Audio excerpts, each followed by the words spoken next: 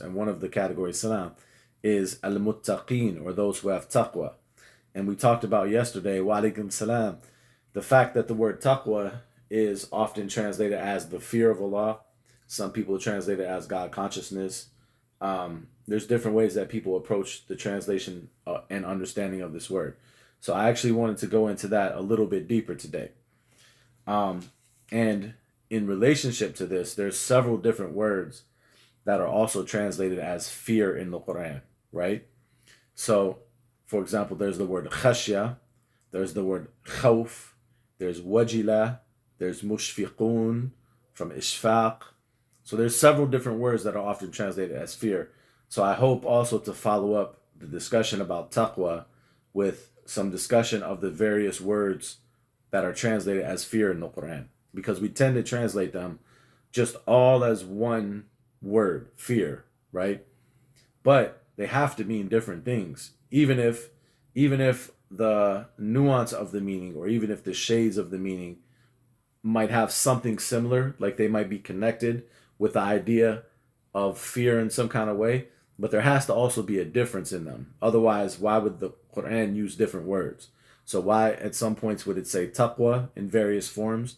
Why in some points would it say khashya in various forms? Wa alaikum salam. Why and sometimes would it say khawf? Why would it say wajila? Why would it say mushfiqun? Right? So yeah, subhanallah. So all these different words just show how nuanced the discussion of the idea of fear, wa alaikum salam wa rahmatullahi wa barakatuh, is in the Quran. So I think it's a good idea for us to take our time and try to analyze these different words, starting with the word taqwa, because this is probably, wa alaikum salam, this is probably the most frequently, at least as far as I've heard in a lot of different Islamic discussions, this is probably the most frequently used word that's translated as fear, is the word taqwa, because this is a very popular idea or concept in a lot of Islamic discourse, and people would translate it as the fear of Allah. But what is the deeper idea of it? That's what we want to talk about today. We talked a little bit about it yesterday, but I want to add a lot of different stuff to it, right? So the actual word itself, or the actual root word, and I mentioned this yesterday, but we're going to go into more detail about that today. So the root word for taqwa is, I'll mention this again, I mentioned this yesterday, is composed of three letters. In English, we would say W, Q, and Y. Wa alaikum salam. In Arabic, those would be waw, qaf, and and yeah. I messed up. Sorry. Give me 1 second. I messed up writing the yeah. I don't know how I did. Oh, there we go. Okay. So in English, we would say W, Q, and Y. In Arabic, we would say waw, qaf, and ya. Those would be the Arabic root letters. We talked about taqwa yesterday, which we're continuing today. So it's the same topic as yesterday. We're just going to try to go, wa alaikum salam, a little deeper into the subject. So like I said, I mentioned this yesterday, but I want to mention it again. The W, the Q, and the Y, or the waw, qaf, and ya, is the root letters, the triliteral root, the three-letter root for the word taqwa, and for all of the related words that come from it. Because in the Quran, there's a lot of related words that come from it. We come at 2 Eastern time, 2 p.m. Eastern time. So there's a lot of related words, like there's al-muttaqeen, wa alaikum salam wa rahmatullahi wa barakatuh. Wa alaikum salam. There's used as a verb, like yattaqoon, for example, or tattaqoon. There's the actual word taqwa. Then there's other words that are pronounced tuqah. So there's a lot of related words that come from this three-letter root: waw, qaf, and ya, or W, Q, and U, or W, Q, and Y. So that's what we want to talk about today. So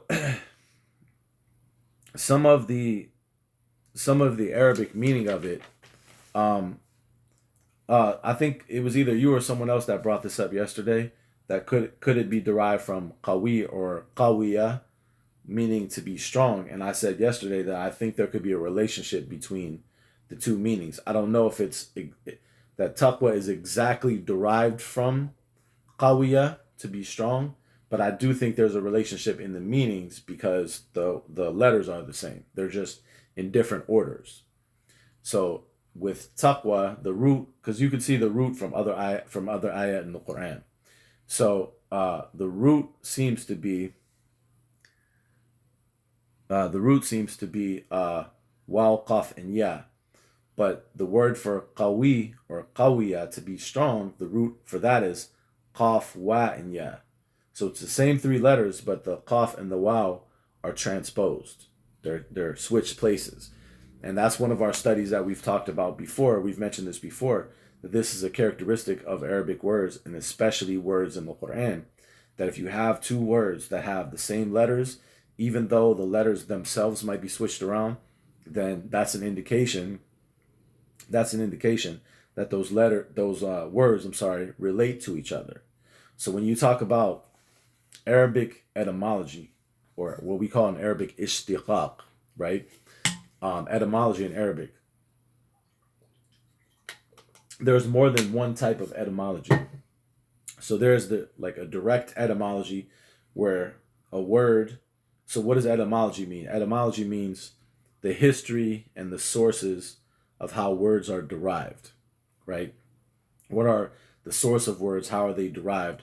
And in Arabic, etymology, ishtiqaq, includes the relationships between words. So that's why there's different kinds of ishtiqaq. There's different kinds of etymology. So there's a more direct etymology, like waw, qaf, and ya, that three-letter root, or W, Q, and Y. A direct etymology would be to say you have those three root letters, and then you see in another place in the Quran where it's used as taqwa. Hello, how you doing? It's good to see you. Where it's used as taqwa, or it's said, for example, ishtiqaq. It said, for example, waqa, to protect, waqana, he protected us. So that's like a direct etymology. But there's other kinds of ishtiqaq, or there's other kinds of etymology where the letters are switched around. So they're the same letters, but they're switched around, and they have a relationship in meaning, even though it's not direct. So like qawiya, qaf, waw, and ya could fall under that because there's a relationship in meaning. But we can come back to that. I just wanted to answer that question. So speaking about the word taqwa, that's often translated, as I keep saying, as fear of Allah or God consciousness or something of that nature. The three-letter root waw, qaf, and ya, or W, Q, and Y, if you're thinking in English terms, W, Q, and Y would be the three-letter root. And that root in Arabic means very simply to protect. That's a simple way to think about it. But we're going to go deeper. I want to go in steps. I want to go in stages, or gradually kind of get into the meaning of the word. But the first step is the W, the Q, and the Y, or the waw, qaf, and ya, means to protect. And I'm going to read a couple definitions from the different Arabic dictionaries for that. So, for example, one Arabic dictionary by Ar-Raghib al-Asfahani, a great scholar of Arabic in the Quran, he said, or the Quranic language, he says that this root word, wiqaya, meaning to protect, what it means is, he says, hifdhu shay mimma yu'dhihi wa yadurruhu. He says that what this root word, waw, qaf, and ya, wa alaikum salam, or W, Q, and Y, what that root word means, which is, again, that's the root word for taqwa. That's why we're looking at it. This is where taqwa comes from. He says it means hifdhu shay, wa alaikum salam. He says it means hifdhu shay. It means we haven't went to any particular surah yet. We're just looking at the word itself, the word taqwa. We're analyzing the Arabic meaning of the word taqwa, which comes from the root waw, qaf, and ya, or W, Q, and Y, which basically means to protect. But we're going to now look deeper and look at what some of the scholars of the Arabic language how they have defined this root word. And then we're going to go to some verses that will help us understand it more. Some people say God consciousness, but we're going to study this word more. So the root word means hifdhu shay. This is according to one Arabic scholar. Hifdhu shay mimma yu'dhihi وَيَضُرُّهُ. It means to guard or protect something from that which harms it. Well, he uses two words for harm. يُؤْذِيهِ وَيَضُرُّهُ. So that which like annoys it or harms it. So there are two different words here uses for harm. But basically, the root word means to well, that's a whole different question. How did taqwa? How does the word come about from that three-letter root? That's more of a question of what we would call sarf, morphology. Like how do words develop from other words, right? We can talk about that further. So he says it means, but let's continue talking about the root word, and then perhaps we can come around to like how the word itself develops. So the root word again means to guard something from something that harms it. To guard something from something that harms it, right?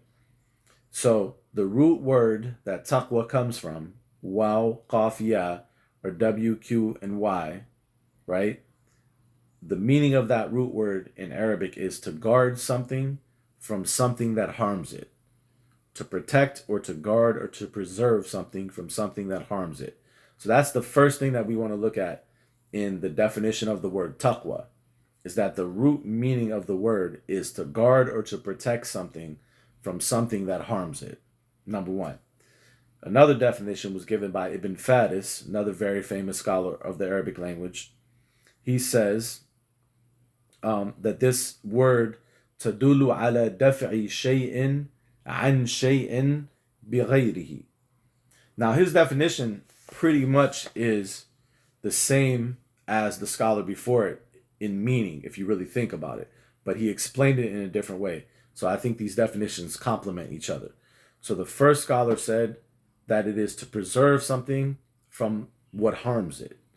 The second one that we just read said it is to repel something from something by something else. Now that seems, let me explain that a little bit, because that might seem like, wait, what did he say?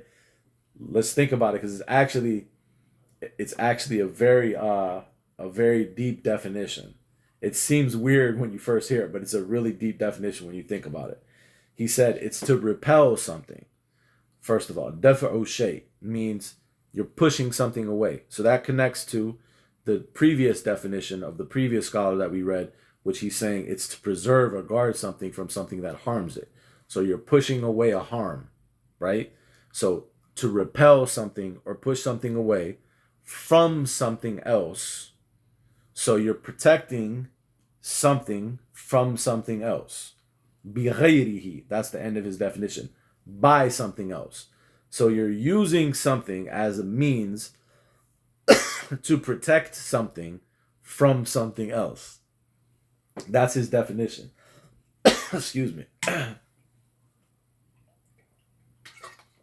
Okay, now that's a very deep definition if you really think about it.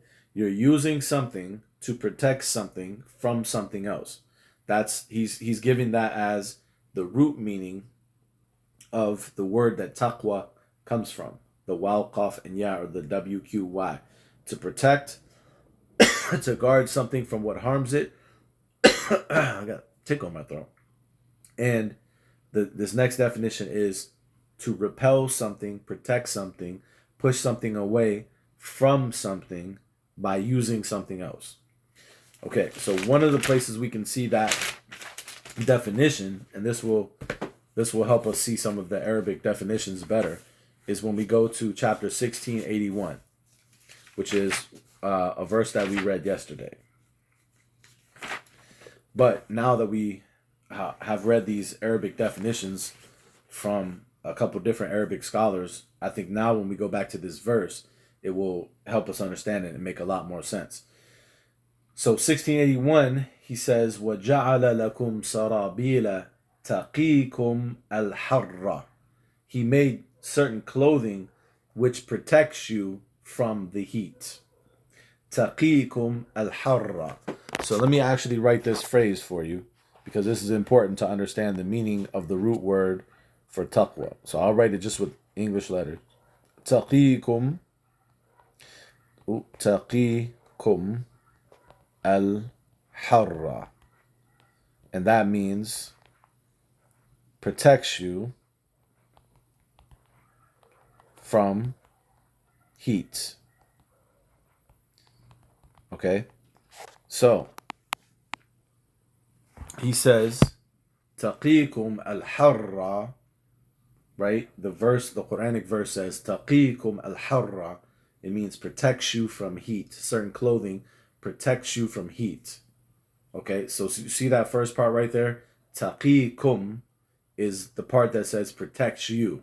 Al-har is the heat. So taqikum, the kum part is you. That's what kum means. K-U-M, kum is you. And taqi is protects. And that's from the root waw, qaf, and ya.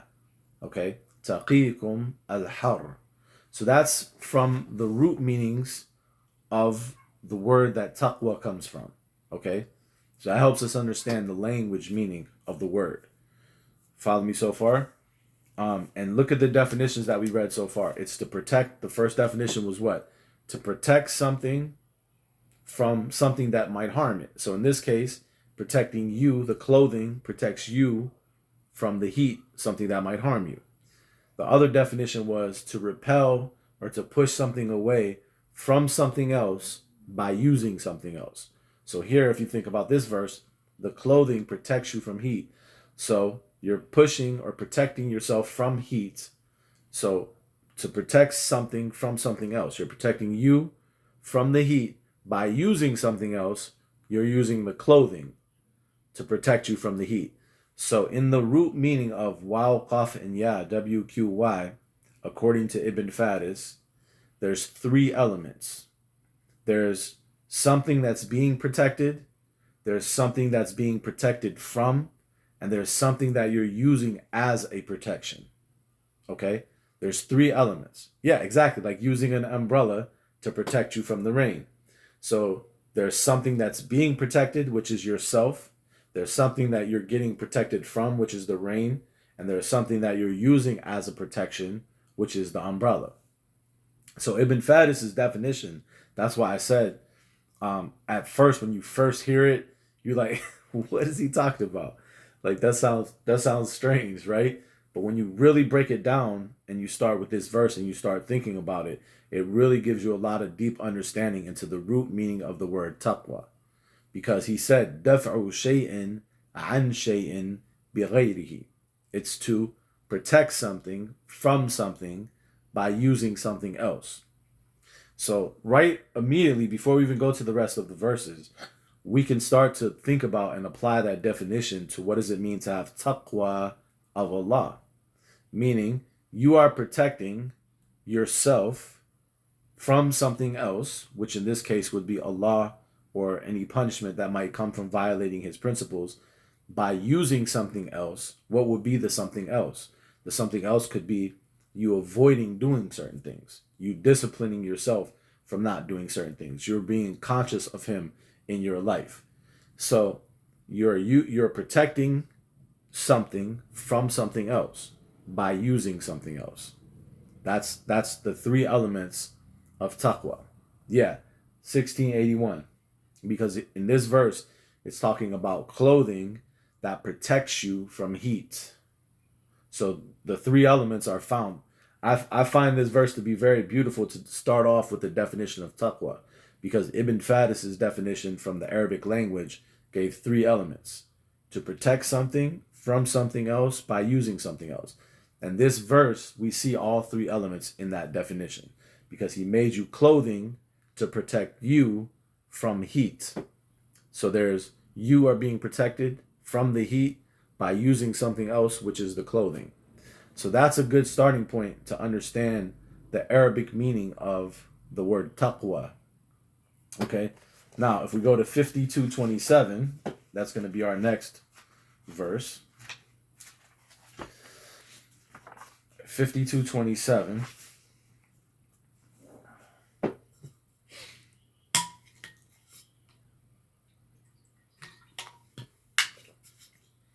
So 52:27, he says, he's relating actually here the statement of the companions of paradise, and um, they will say, فَمَنَّ اللَّهُ عَلَيْنَا, that Allah bestowed His favor upon us, وَوَقَانَا عَذَابَ السَّمُومِ, and protected us from عَذَابَ السَّمُومِ, from the punishment of as-samum. So, what is the word here for protected us?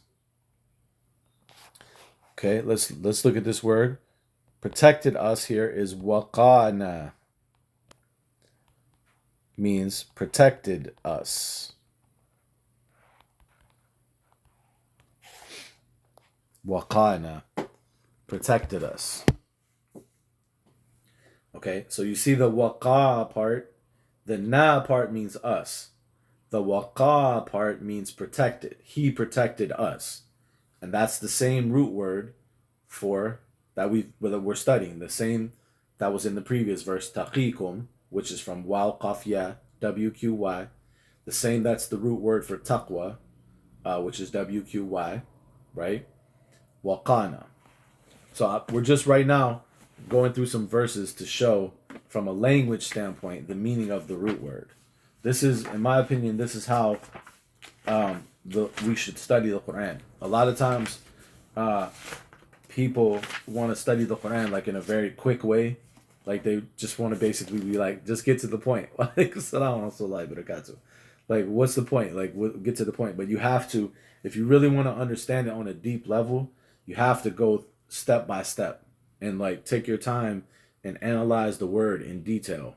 And then you'll find once you do that, things will start to click together. So chapter 40, verse 9, he says, وَقِهِمْ السَّيِّئَاتِ وَقِهِمْ السَّيِّئَاتِ. Okay? Protect them from as-sayyi'at, from bad and evil things. Waqihim. So the word here for protect them is qihim. Okay? Protect them. Oh man, my typing isn't going right. There we go. Protect them. Okay? Qihim. So the first part of it, qi, is the order form from the word protect. Qihim, and him means them. Qihim, protect them. Okay? And why we don't see the Y or the W here is words that start with the W in Arabic, they have some interesting properties when you put them in other forms, where sometimes the W gets dropped from the word. So that's why we say qihim. The next verse is chapter 66, verse 6. Ooh, 666. 66, verse 6. 66, verse 6. He says, wa alaikum salam. He says here, Ya ayyuha alladhina amanu, qu anfusakum wa ahlikum naran. O you have believed, protect yourselves and your families from a fire. وَقُودُهَا النَّاسُ وَالْحِجَارَةِ. That is, fuel is people and stones. But protect yourself is from the same root. قُوا أَنفُسَكُمْ. That's a good question. So the reason it becomes him, qihim, hum and him are basically the same thing. It's just grammatically sometimes you change the dhamma to a kasra, depending on how it's used in the sentence. So here, qu, oops, it auto-corrected it. So qu here means protect. But here this is plural. In the previous verse it was singular when we said qihim. Right? So when you say, here he said, qu anfusakum, protect yourselves. Protect yourselves and your families. Naran, from a fire. Okay? So again, think about this concept. Protect yourselves from a fire. And your families. What's the root meaning from wal qaf ya, WQY? What's the root meaning? To repel something from something by means of something else. So protect yourselves and your families from the fire. So what's the two elements? The thing that is being protected and the thing that you are protecting from. The thing that's being protected is you and your family. The thing that you are being protected from is the fire. Now, what is the means that you are protecting yourself? Is through, discipline, avoiding certain things that might lead to that result, being careful of what you do and what you don't do, right?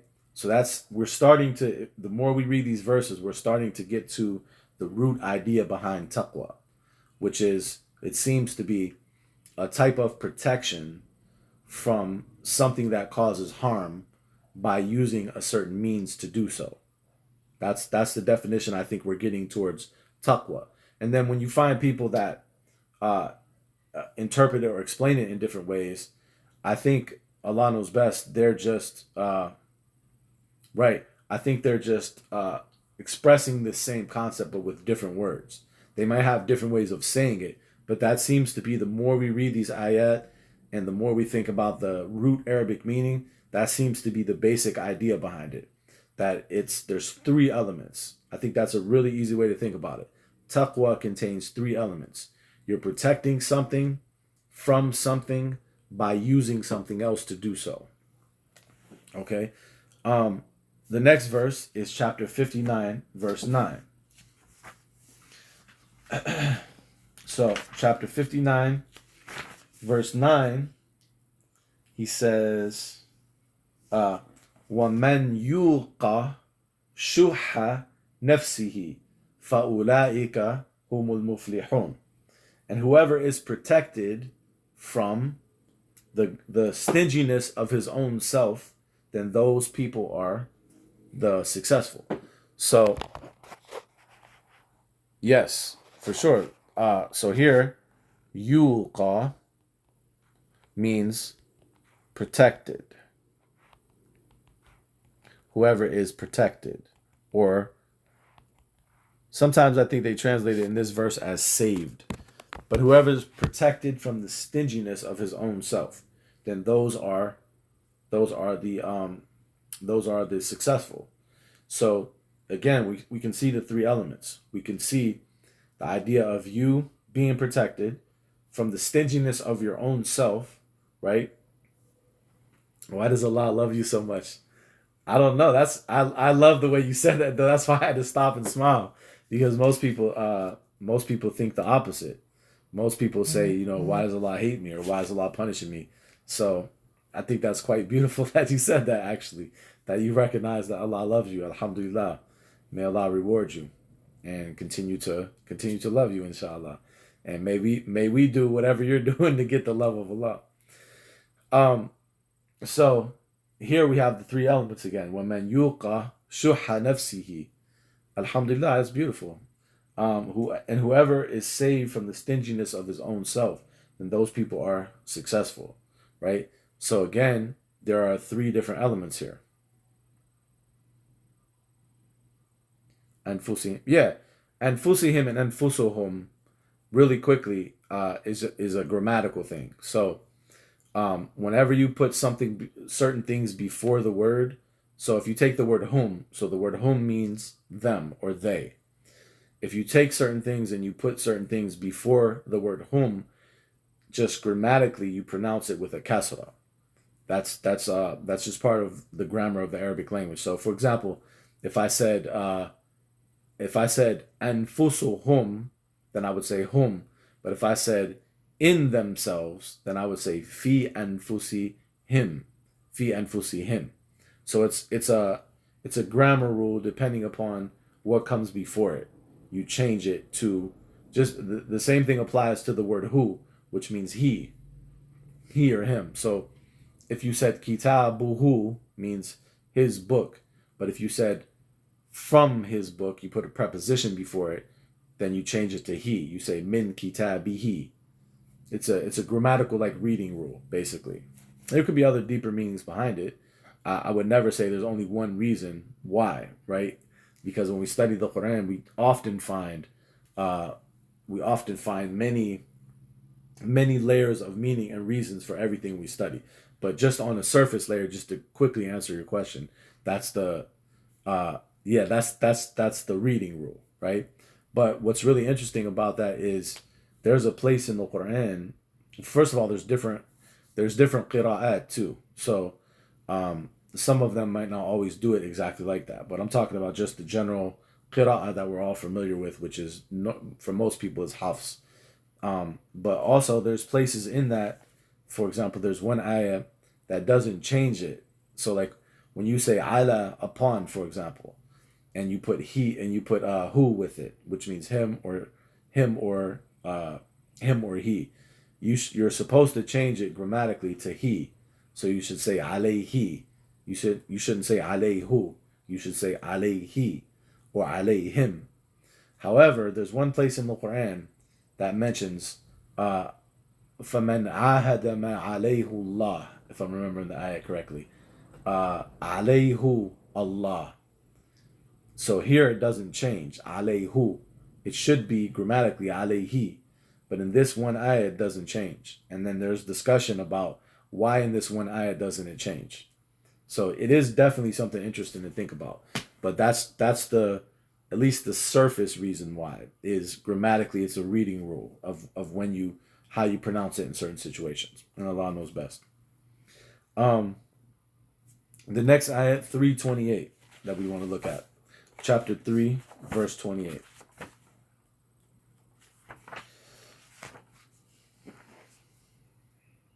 So, um, this is an interesting one too. I actually meant to look up how they translate it because this is kind of a hard one to even translate. He says, لا يتخذ المؤمنون الكافرين أولياء من دون المؤمنين. That the believers, let not the believers take the disbelievers or the kafirin, those who willingly oppose the truth, as awliya, um, instead of the believers. وَمَنْ يَفْعَلْ ذَلِكَ فَلَيْسَ مِنَ اللَّهِ فِي شَيْءٍ. And whoever does that, then he is not from Allah in anything. إِلَّا أَن تَتَّقُوا مِنْهُمْ تُقَاهُ. Okay, this is actually a difficult phrase to translate. So, إِلَّا أَن تَتَّقُوا, because it uses the words, the same root words for taqwa. إِلَّا أَن تَتَّقُوا مِنْهُمْ تُقَاهُ. So you don't take those who willingly oppose the truth as awliya, as people who are supporters and guiding you and are responsible to your affairs. إِلَّا أَن تَتَّقُوا مِنْهُمْ تُقَاهُ. Except if you take a tuqah from them. تَتَّقُوا مِنْهُمْ تُقَاهُ. Meaning you just do something because you're trying to protect yourself. Right? So you're in a situation where you have no choice and you're trying to protect yourself. So you're not doing it intentionally, but you're doing it as a matter of protection. Potentially, that could be part of the meaning. Let's see how he translates it. Actually, in preparing for this class, I meant to study this verse a little bit deeper to see the deeper ideas behind it because this is a really interesting verse. But unfortunately, not unfortunately, it's a good thing. When it comes to the Quran, there's so much to study that in preparing for this class or any class, I always run out of time and all of the threads I want to follow up. So like I'll notice or I'll be studying and notice all these different connections or see these different interesting verses, and I'm like, okay, I need to study this word and that word and this verse and try to put it all together in a class. But there's never enough time to do all of that.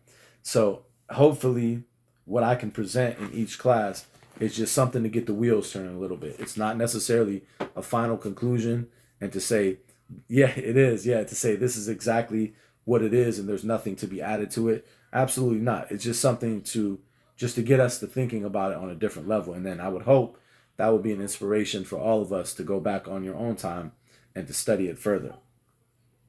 But in 328, let me present how he translates it here. I'm trying to see if he gives any other explanations. He says, let not the believers take the disbelievers for friends rather than believers. Alhamdulillah. He says, and whoever does this has no connection with Allah except, here's how he translates that part, except that you guard yourselves against them, guarding carefully. Okay, that's how he translates that. Except that you guard yourself against them, guarding carefully. And the wording in Arabic is illa an تتقوا منهم تقاه. That you do tuqah from them. تتقوا.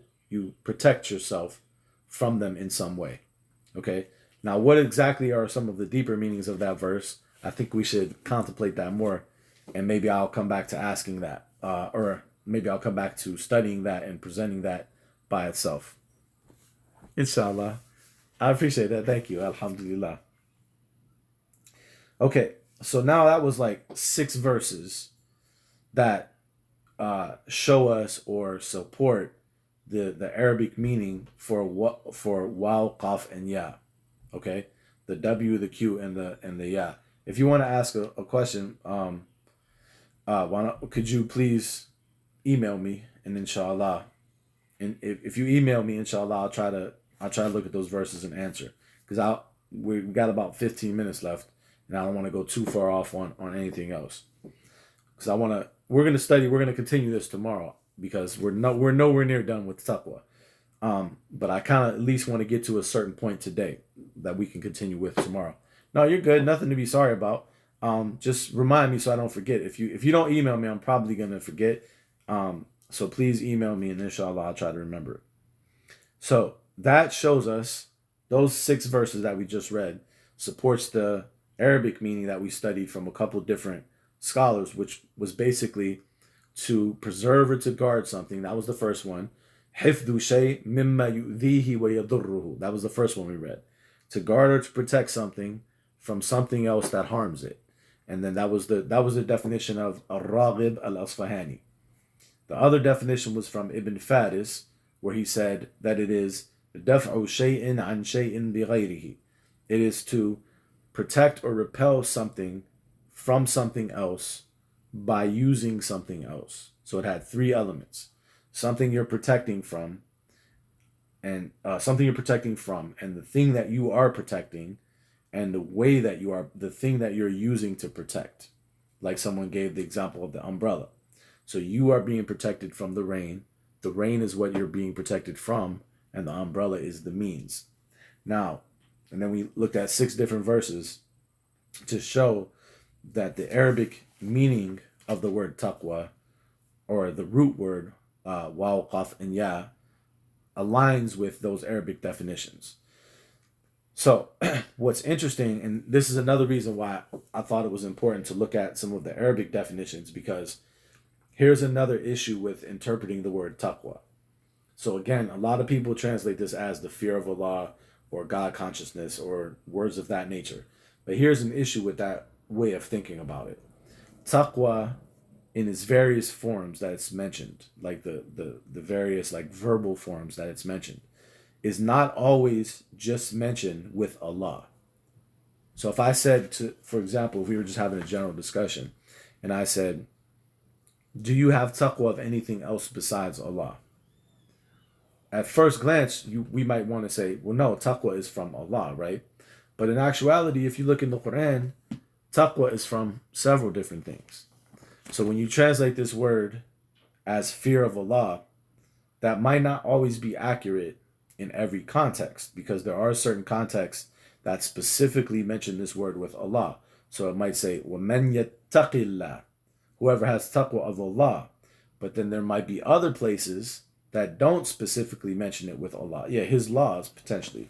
But like, I'm going to give you one example to show you what I'm saying. If you go to chapter 4, verse 1. Let me see. I think I know how he translates this, because there's kind of a common translation for this verse. But I want to just see if he does it the same way. That's common. No, actually he doesn't. Interesting. Let me see this other one right here. Yeah, maybe, for sure. And we'll I think it'll come together more and more as we keep going through the verses and studying. Like I said, we're gonna pick it up tomorrow, too. But I'm just giving some general ideas today to get us closer and closer. So let me see what he says here.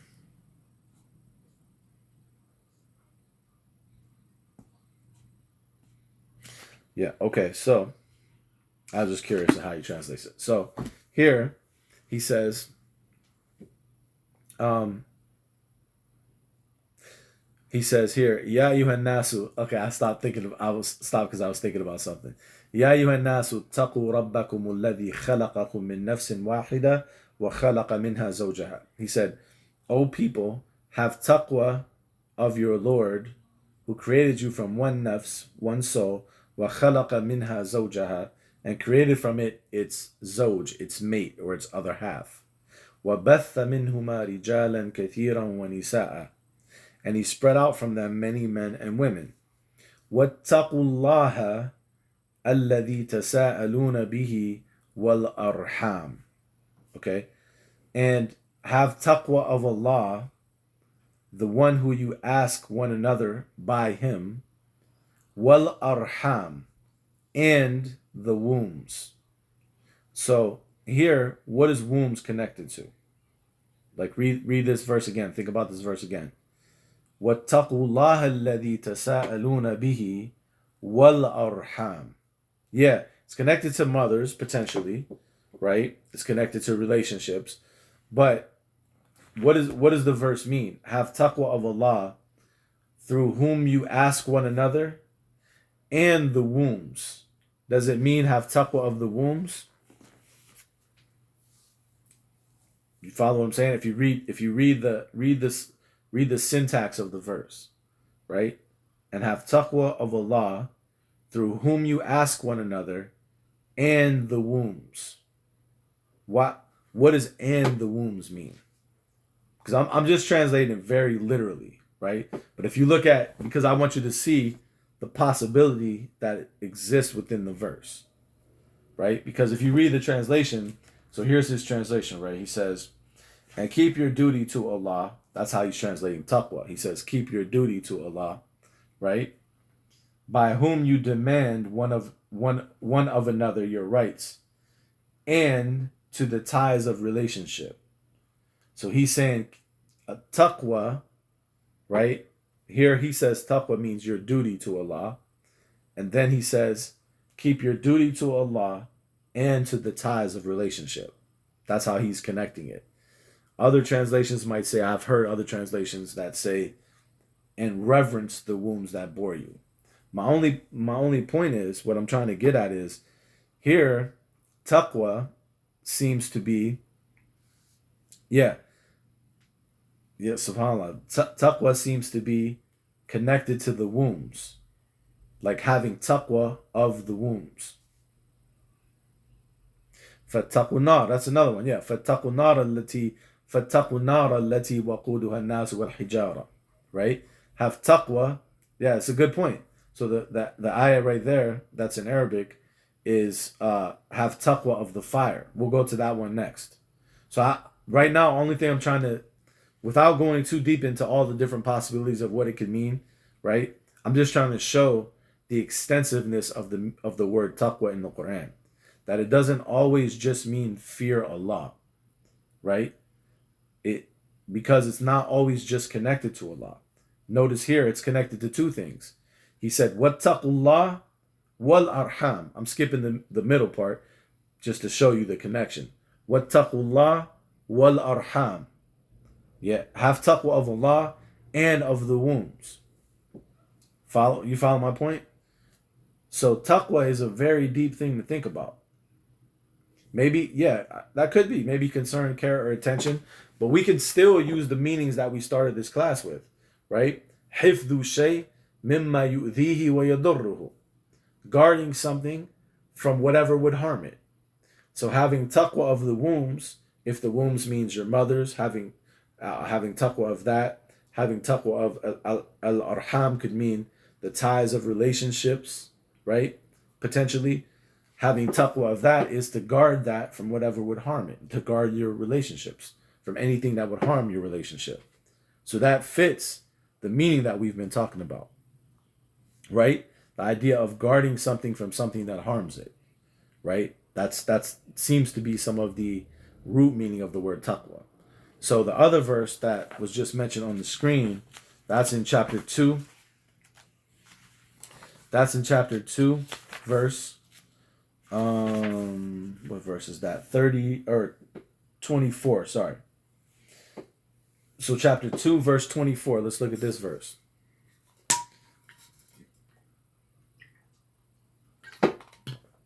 And after I mention this verse, I don't usually give out homework in this class, but I got some homework, okay, for tomorrow. But we're going to read this verse first. So in 2:24 he says, فَإِن لَمْ تَفْعَلُوا وَلَن تَفْعَلُوا, if you don't do so, and you will never be able to do so, and that's about the previous verse, bringing a surah like it, فَاتَّقُوا النَّارَ الَّتِي وَقُودُهَا النَّاسُ وَالْحِجَارَةُ, then have taqwa of the fire, which its fuel is men and stones. Okay? So here's the point. We're gonna go further. We're gonna keep talking about this tomorrow. But here's what I want you to think about. So we looked at the root meaning of taqwa from the root words waw, qaf, and ya, W, Q, and Y. We looked at that.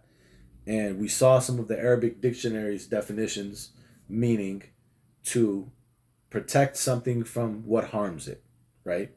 Now, the next point is, and we looked at certain verses that back that meaning up. So sometimes when you look at the definition in Arabic dictionaries, I mean, they were human beings too. They're not always 100% right, but it's very beneficial to look at what they said about it. Alhamdulillah.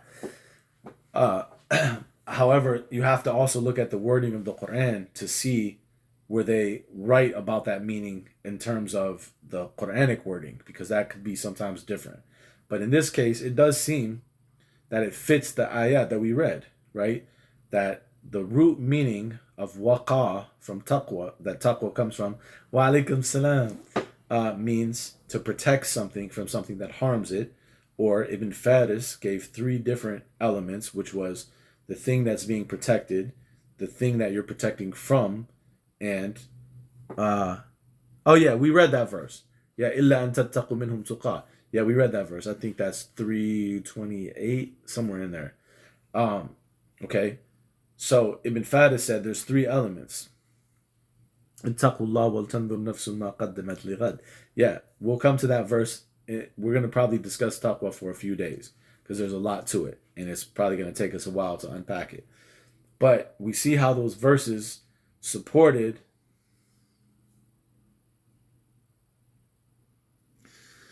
yeah, that might be something you might want to email me about, inshallah. So we saw how those verses supports the idea of taqwa. No, you're fine, nothing to be sorry about. Just email me, inshallah, we can talk about it.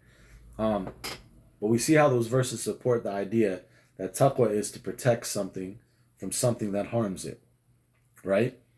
And now the next 2 things that we looked at was one verse that connected taqwa with al-arham, having taqwa of the wombs, which could maybe mean mothers, could maybe mean relationships. And then we just looked at this verse that says fattaqu nar, have taqwa of the fire, right? So those, and the other verse that someone just put on the screen and we previously read, that you have taqwa of certain people. So the idea of taqwa in the Quran is a lot more extensive than just saying taqwa of Allah, although that's one aspect, right? And that doesn't mean those other things don't connect together or aren't interrelated. But what I'm saying is, yeah, environment, yeah, we just want to think about it on a deeper level, right? So the last verse I want to give you, and this is where the homework comes. And this is the verse we're gonna start with tomorrow. So I'm gonna give it to you now so you be prepared for the discussion tomorrow. So 53:32. This is the verse we'll end on today. That's a good point. Or that's a good question. Would it be expired after the day of judgment? SubhanAllah. Interesting. The exception. I think if I'm understanding what you mean fattaqu nar, the exception that you mentioned. And in that case, yes, I would agree. If what you mean, if I'm thinking what you mean is like it opens the door to thinking of taqwa as something more extensive. Inshallah. So 53, what did I say? 53:32. I forgot what I said. So let me see how. Yeah, possibly, possibly. We're gonna talk more about it the more we unpack it. Okay. So I was curious about how he translated it. Okay, because I was studying. This is one of the main. Yeah, don't worry. We're all struggling with it. SubhanAllah, struggling is a good thing. I'm struggling with it because I want to understand it deeper. I feel that there's more to it. So as we go, and as I study it myself, I feel like it's starting to unfold a little bit more to me. And then as we talk about it and as we study it together more, I feel like it's going to unfold more. So struggling is a good thing when you're trying to understand something. The Quran tells us, وَالَّذِينَ جَاهَدُوا فِينَا لَنَهْدِيَنَّهُمْ سُبُلَنَا. He says, and those who struggle in our cause, we will guide them to our paths. So the guidance comes from the struggle. This is a good struggle, a struggle to understand the words of the Quran. Yes, subhanAllah, for sure. So this verse, this is what I want you to think about. This was what I was studying as I was preparing for this topic today. This was the verse I was studying most of the time, trying to understand this verse. And I've wondered about this verse probably my whole Muslim life, which is like 30 years, but probably not that long. But well, that's how long I've been Muslim, but I don't know if I've been thinking about this verse the whole time. I've noticed this verse and I've read stuff about this verse bunch of different times, but it just never all the way clicked to me. So today, as I was preparing for this class, I was like, today is the day I'm gonna figure this verse out. I'm gonna figure this out. And I think I'm on to something, but we don't have time to go over it all the way today, but this is what we're gonna start with tomorrow. So I want you to think about this verse, 53:32. He says, الَّذِينَ يَجْتَنِبُونَ كَبَائِرَ الْإِثْمِ وَالْفَوَاحِشَ إِلَّا اللَّمَمْ. He says, those who avoid ijtinab, this is why I want to, alhamdulillah, this is why I want to go start with this verse next and study it in a little bit of detail, because now that we prepared the ground, we tilled the ground, right, to plant the seeds by what we talked about today, by looking very deeply at the linguistic Arabic meaning. Salam, how you doing, brother? By looking very deeply at the linguistic Arabic meaning to it. I believe this verse contains a very interesting way to think about taqwa. And I think this is going to help us a lot. But we want to think about this. He says, those who do ijtinab, they avoid kaba'ir al-ithmi, the big sins, wal fawahish, the big indecencies. Wa alaikum salam. Here's the interesting part. Illa lamam, except for al-lamam. Al-lamam. So those who avoid the big sins and the big indecencies, except lamam. What is lamam? That's one explanation. What is lamam? That's what we want to talk about, because that's going to really, I believe that's going to really help us. If we read the rest of the verse, he says, Inna rabbaka wasi'ul maghfirah. Your Lord is extensive in forgiveness. Huwa a'lamu bikum idh ansha'akum min al-ard. He is the most knowing of you when he brought you forth from the earth. Wa idh antum ajinnatun fi butuni ummahatikum. And when you were fetuses in the wombs of your mothers, فَلَا تُزَكُّوا أَنفُسَكُمْ. So do not ascribe purity to yourselves. هُوَ أَعْلَمُ بِمَنِ اتَّقَى. He is the most knowing of those who have taqwa. That's why we want to study this verse, because he ends the verse by saying he is the most knowing of those who have taqwa. So I believe this verse really opens up some ideas about what is taqwa. Now, this word lemon, real quick. So, a lot of people think of it simply as small sins, but here's some questions to think about as far as, is that exactly what it means? So number one, the first thing is the root word lamma. We find another word in the Quran that's very similar to it. We find that in 89:19. No, that is the homework. The homework is what is walaikum salam. The homework is what is lemon, right? But I just want to give you a couple things to think about uh, before you pursue the homework, right? That's all. I'm giving you a couple ideas about it because a lot of people, probably a lot of what you're gonna find if you think about it and look it up, a lot of what you're gonna find is gonna say small sins, right? Oh, lemma is when, yeah, for sure. Ice cream time. But in 89:19, we find something interesting. At the end of the verse, he says, وَتَأْكُلُونَ التُّرَاثَ أَكْلًا لَمَّا. He says, you eat up the inheritance, أَكْلًا لَمًّا. He described the way that people eat up inheritance as lemman. Okay?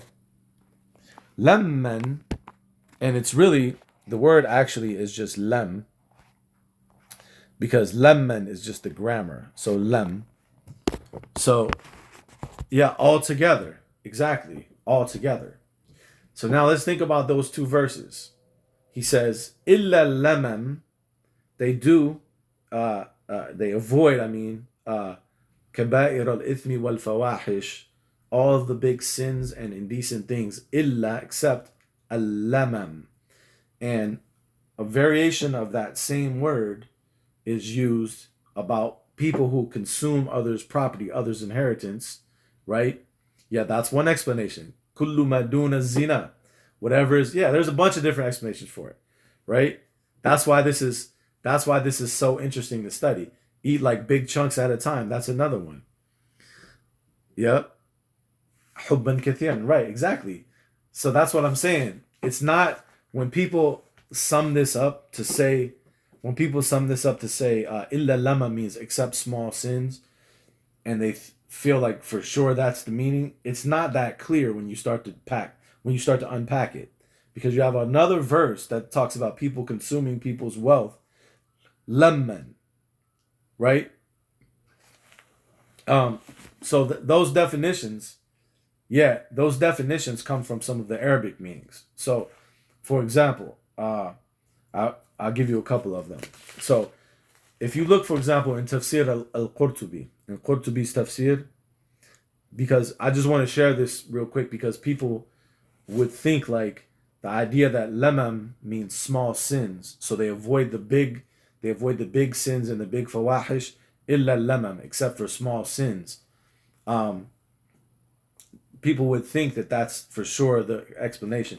But if you look in Qurtubi's Tafsir, for example, now some of the explanations that he gives, some of the opinions will say that they're small sins. But that's not the only possible opinions that he would give. So, and this is just one tafsir, but this is just to give some examples of why we need to study it further. So one example or one definition he gives of lemam is الذنب العظيم يلم به الإنسان المرة بعد المرة فيتوب منه. So basically his definition, or one definition that he quotes, is that a lemam is a great sin, but a person only does it sometimes. Like al-marra ba'd al-marra fayatubu min, and he repent, or it could mean, actually it could mean does it all the time. It's not 100% clear, because he says al-marra ba'd al-marra, he does it time after time. Does he mean he keeps doing it, or does he mean he does it in a time period, he repents, and then later he does it? So sometimes, right? So that's one definition that he gives. He says a dhambul azim, that this person does. And then another explanation that's given is huwa ma salafa fil jahiliyyah. It is whatever preceded in the times of ignorance, is illa lamam. Could it have something to do with loam, blameworthy things? Yeah, maybe, perhaps. So another definition was huwa ma salafa fil jahiliyyah, whatever preceded before, like when you were in the time of ignorance before you were a Muslim. Another definition, possibly from Az-Zajjaj. Az-Zajjaj is a scholar of the Arabic language. He says, Aslul lamam, the root meaning of the word lamam, wal ilmam, and the word al-ilmam, ma ya'maluhu al-insan المرة بعد المرة ولا يتعمق فيه ولا يقيم عليه. Okay, so Az-Zajjaj says that the root meaning of the word lamam is something that a person does from time to time, وَلَا يَتَعَمَّقُ فِيهِ, but he doesn't go really deeply into it. وَلَا يُقِيمُ عَلَيْهِ, and nor does he stay doing that thing. He's not established upon that thing. Yeah, that's similar to a couple of the definitions that I just read. Think about this definition that Az-Zajjaj gives. He says, and Az-Zajjaj I take to be a very, not that the other ones were incredible, but he's a very well-known, famous, brilliant scholar of the Arabic language that lived a long time ago. So I don't necessarily always agree, but I really hold his definitions in high esteem. He says, أصل اللمم والإلمام ما يعمله الإنسان المرة بعد المرة ولا يتعمق فيه ولا يقيم عليه. He says that the root meaning of al-lamam is what a person does from time to time, but he doesn't go deeply into it and he doesn't stay upon that. What would that mean? So think about the verse again. وَالَّذِينَ يَجْتَنِبُونَ كَبَائِرَ الْإِثْمِ وَالْفَوَاحِشِ إِلَّا اللَّمَمْ. Those who avoid big sins and indecencies except for lamam, according to this definition, meaning except for a person might do some of these big things periodically. They might fall into them from time to time, but they don't continuously do them, right? That's according to that definition. And he further explains from the Arabic language. He says, if you say, for example, al-mamtu bihi, if you use this as a verb in relationship to another person, you say al-mamtu bihi, I did this with another person. That means إِذَا زُرْتُهُ وَانْصَرَفْتُ عَنْ. That means I visited him and turned away. So I didn't stay. Like I went to visit him and then I left, right? Then in Arabic we would say al-mamtu bihi. So that supports, wa alaikum salam wa rahmatullahi wa barakatuh. Yeah, that's one of the explanations from the small sins. But we're trying to go deeper into the meaning of the word itself. Because there's in my very humble opinion, just thinking of it as small sins doesn't answer a really important question, which is what's the connection between that and the ayah in Surah Al-Fajr? وَأَكْلَ اللَّمَّ وَتَأْكُلُونَ التُّرَاثَ أَكْلَ اللَّمَّ. And you consume wealth in a way that's lamman. It's described as lamman. So we're going to talk about it more. I'm just giving you a couple quick Arabic definitions. So he explains, as Zajjaj explains, al-mamtu. If you use this verb al-mamtu, that means you visit someone, but like you don't stay, like you visit and leave. He says, if you say, for example, ma fa'altuhu illa lamaman, that I didn't do something except lamam, yeah, maybe small doses. He says, meaning al-heen ba'd al-heen, from time to time. So that's some of the meaning of the word lam. But there's actually more. So some people think that the word lam, wa aslu lam al-jama', that the root meaning of the word lam means to gather. So if you say lamamtu shay, it means jama'atuhu. If you say I lamamtu, I did lam to something, it means I gathered it. So if you say, for example, al-akilu yalummu al-tharid. So someone that's eating yalummu, a type of food. If they do this with a type of food, you say yalummu. What does that mean? فَيَجْعَلُهُ لُقَمًا ثُمَّ يَأْكُلُهُ. What that means is they gather it into many portions or many bites and then they eat it all together, which is similar to what someone commented, or intertwined, which is similar to what someone commented earlier about that verse, وَتَأْكُلُونَ تُرَاثَ أَكْلًا لَمَّا, that you eat the inheritance, أَكْلًا لَمًّا means you gather it in one lump and eat it, possibly. Because in Arabic, someone that eats by gathering all the morsels together, all the portions together, and then eating them all together we call that yalummu. They're doing this with the food. Exactly, right? Another another Arabic saying or definition.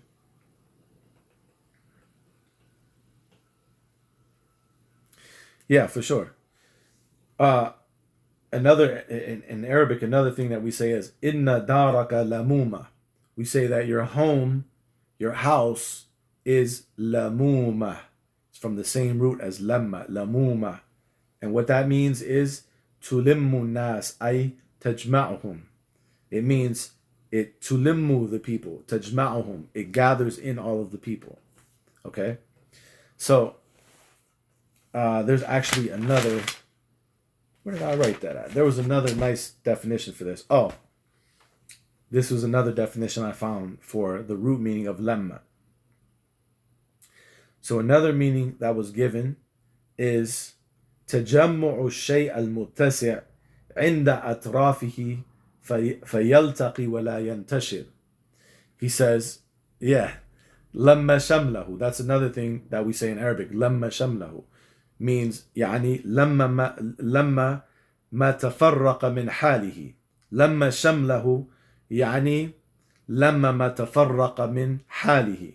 That we لما a person's situation means we gather together what has been dispersed, right? Lamim, I'm not sure about that meaning. That's a good question. I have to check on that one. But this next definition, he said, تجمع الشيء المتسع عند أطرافه فيلتقي ولا ينتشر. He said, yeah, maybe it has because it's dealing with consuming someone else's property. He said, تجمع الشيء المتسع. He said, lam, the central meaning for the word lam means to gather something which is extensive. So there's something, yeah, gather is a good meaning. We're getting more into the root meanings of it. So he said it means to gather something that is extensive. So you have something extensive and you gather it. But what does he add to this definition? He said, عند أطرافه فيلتقي ولا ينتشر. He said you gather something by its ends. Like you make the ends of it meet so it doesn't spread out. عند أطرافه. You gather it at its ends. فيلتقي. So the ends meet ولا ينتشر and it doesn't spread out. So that's another meaning. It has to do with gathering something at its ends or by its ends, right? So that's some of the potential Arabic meanings of the word, of the root for lem, like to gather something, possibly to make something into, to make various things into one lump, right? To do something from time to time, like if you visit someone from time to time, but it's not something you stay on all the time. So that's that's could be to distribute. Allah knows best. Maybe in a certain way. I think yes. We're gonna unpack these definitions tomorrow, inshallah, and I'll give you at least what up to this point what I think makes the most sense to me. And that doesn't mean that's absolutely that's what it is. But I just want to give you wa alaikum salam wa rahmatullahi wa barakatuh. For me, and I'm gonna continue studying it until tomorrow, inshallah. But so I might come to some other conclusions. But from putting those verses together with some of the Arabic definitions, because to me, it's really important that, inshallah, yeah, it's really important to see how those words connect together in both of those verses. Because I don't believe, I don't know if it implies that it's opposite to kaba'ir. But we'll talk about that. I see why you say that, but I don't know if I'm convinced that's the meaning. Because it's really important to me that the words of the Quran fit together. Because the Quran is one unified whole. So anytime we have to explain words of the Quran and like they mean one thing here, they mean something different here. For me, I feel like we're missing something, because I feel like the words of the Quran should fit together, should connect together. So yeah, so you're right. So in trying to take these Arabic definitions and think about how do they connect those two verses together, I think I came upon a way to connect them together. But I want you to think about it, and then I want to think about it more and study it more overnight, inshallah. And tomorrow, inshallah, we'll pick up with this verse, and we'll go back through the Arabic definitions, because to explain how to me I see those connecting together, I'm gonna have to go through the definitions again. Alhamdulillah. So inshallah, hopefully that was a good class. I'll see you guys tomorrow, inshallah. Assalamu alaikum wa rahmatullah.